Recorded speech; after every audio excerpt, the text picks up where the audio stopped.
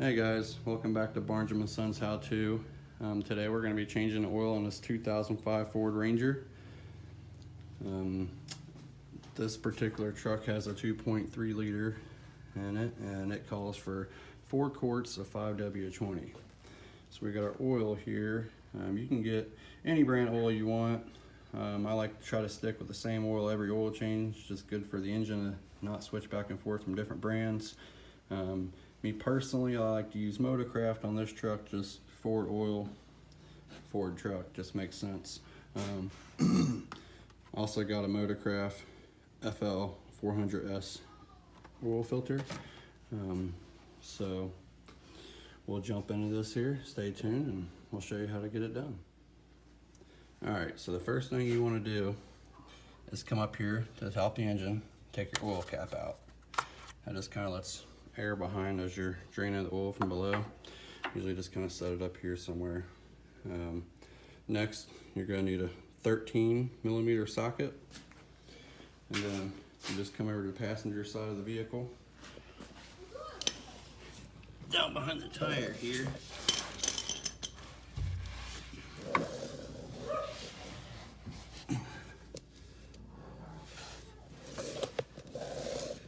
You're going to be going to that nut right here. See this one, I put some blue paint on here on the nut in the bottom of the oil pan, so when you tighten the bolt back in when you're finished, you can line it to that paint so you know you didn't ever tighten it. These bolts will strip if you ever tighten it, so it's kind of a good practice to do that. So let me get the camera repositioned here and we'll start draining it. Alright, so to loosen it, you're going to be pushing it this way towards the front of the truck. Sometimes you got to kind of tap the wrench to get it loose, like that. Then it's kind of best to do this when your engine's hot. Just try not to get oil on you, it will burn you, but the warmer your oil is, the more gunk's going to come out with the oil that's on the bottom of the pan.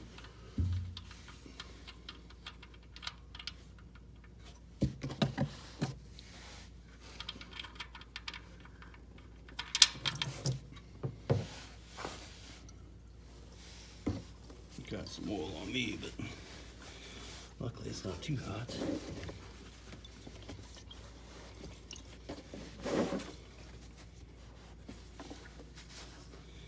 See, this oil still looks light brown. You can kind of still see through it. It's not real black.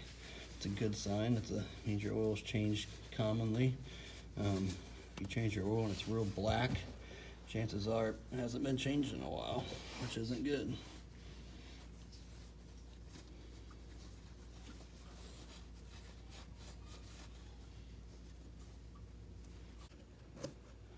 So for the oil filter wrench, this is what I got. They sell these at AutoZone. They're nice. You got 3 different adjustments on there for different size ones. Sometimes you don't need it to get it off, sometimes you do. But this one here, it's got teeth that dig into it really well. I've had a lot of good luck. This is probably my favorite oil filter wrench. Like I said, I believe I got it at AutoZone. So stay tuned here and we'll jump on this filter and getting it changed out. Alright guys, so the oil filter is on the right side, or the driver's side of the truck. So you'll get down behind the tire here, so you can see the tire. If you just look, you can see the oil filter right there. Alright guys, so I put the plug back in the oil pan and just hand tighten it in there, so I can slide my oil pan underneath this filter so that it doesn't drip oil everywhere.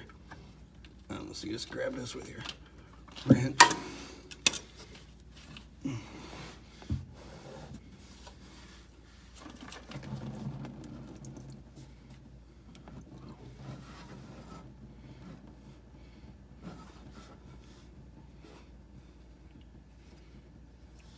Probably be smart to do this with gloves on, just with the oil being hot, but this is cooled down a little bit, so it's not too bad.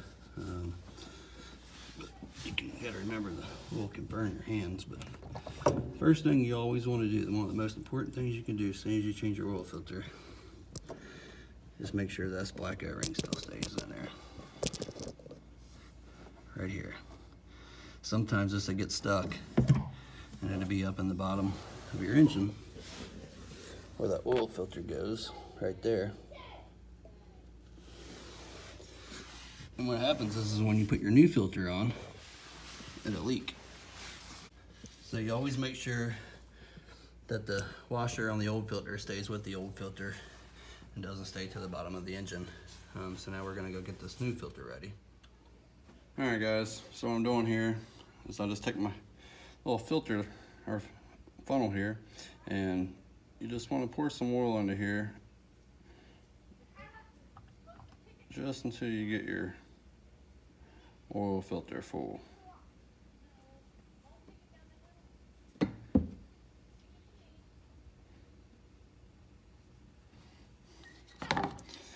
And then what I like to do also, just kind of take my finger and put some oil on this O-ring, just a little bit like that. And what that does is it helps you tighten it onto your engine tighter so it doesn't leak. It's always good to try to put oil in your filter first before you put it on there. I just like to, it keeps the engine from having to pump it through there itself. So if you've already got oil in your filters, just a little easier on the engine, in my opinion. I've seen it done both ways, but this is just the method that I prefer. All right, now we're gonna put the new filter back on.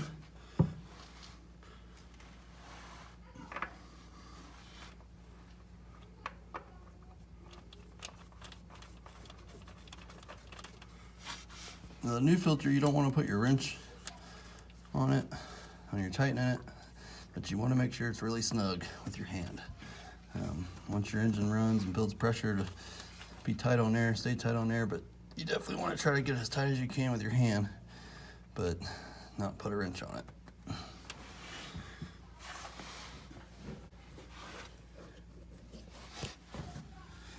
So also you can see some little remnants of oil that dripped here from when I took that out, splashed.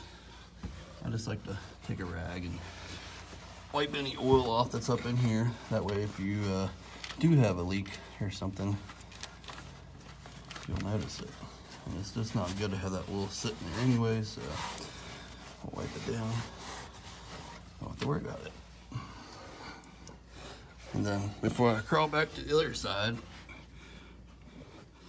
I'm gonna pull this plug back out that we put in, change the filter, and just let the last little bit of oil come out of here.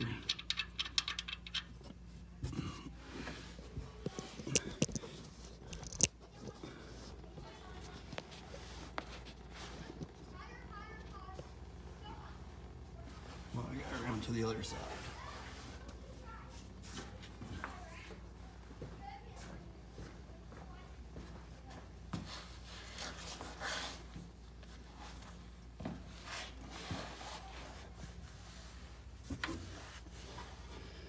All right, now put this plug back in here.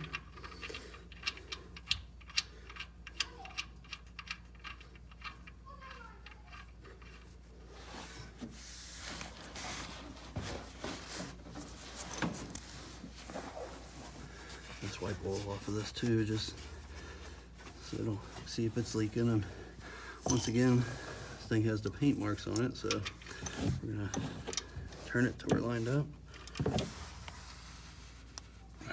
Right there.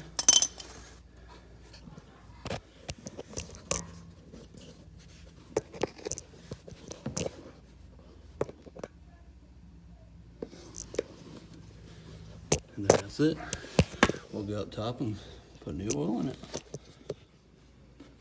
All right guys, so we got our oil plug tight, our new oil filter on, it's tight. It's time to put oil in it. So I'm gonna start the oil that I put in the filter first, just to get rid of it.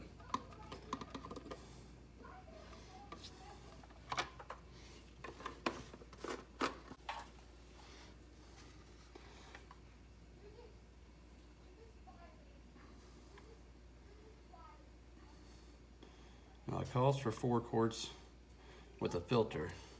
So we'll dump this in here and start the engine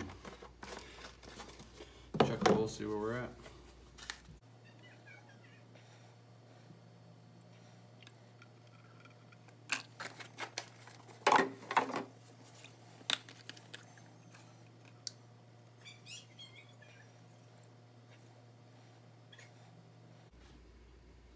Alright guys, so what I like to do before I start the engine, I pull the dipstick out here.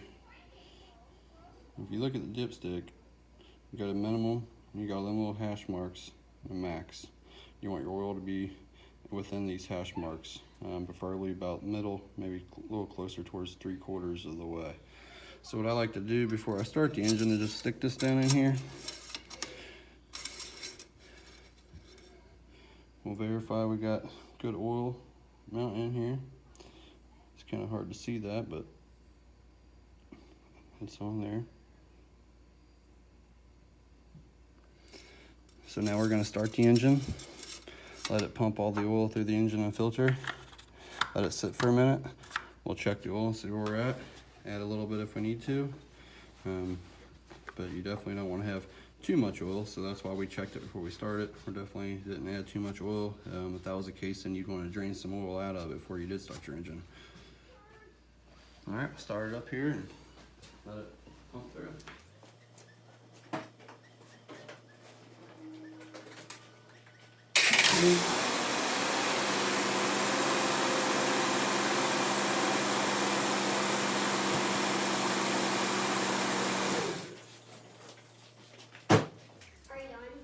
Now we'll let the engine sit for a minute, check the oil and see where we're at. Other than that, it should be pretty much finished. Alright guys, it's been about 5 minutes or so. We're gonna check our dipstick here. So I always like to take a rag and just wipe the oil off first, get it clean. So when you stick it back down in here, you can get an accurate reading. I'll pull it out and see what we got.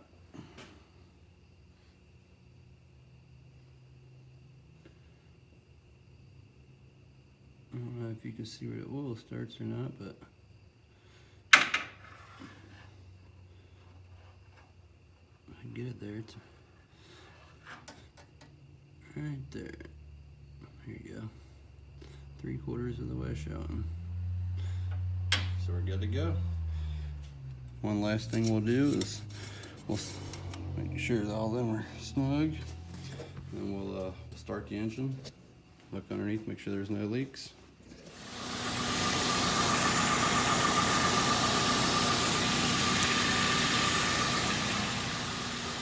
No leaks.